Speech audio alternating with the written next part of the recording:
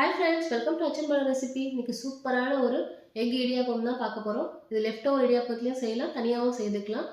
இப்போ ஒரு பேனில் 2 ஸ்பூன் எண்ணெய், கொஞ்சமாக சோம்புத்தூள், ஒரு மீடியம் சைஸ் வெங்காயம், ஹாஃப் தக்காளி, ஒரு பச்சை மிளகாய் பொடியாக நறுக்குனது, இது எல்லாமே நல்லா எண்ணெயிலே வதக்கிக்கலாம். வதங்கின பிறகு ஹாஃப் ஸ்பூன் இஞ்சி பூண்டு பேஸ்ட்டு, கொஞ்சமாக மிளகாத்தூள், கொஞ்சமாக மஞ்சள் பொடி, தேவையான உப்பு ஆட் பண்ணிக்கலாம். இது எல்லாமே நல்லா எண்ணெயிலே வதங்கட்டும். வதங்கின பிறகு 2 முட்டை உடச்சி ஊற்றிக்கலாம். இந்த எக்கு வந்து நல்லா பொடி மாஸ் மாதிரி நல்லா மிக்ஸ் பண்ணணும். மிக்ஸ் பண்ணிட்ட பிறகு இடியாப்பத்தை நல்லா உதிர்த்துட்டு இது கூட ஆட் பண்ணிக்கலாம்.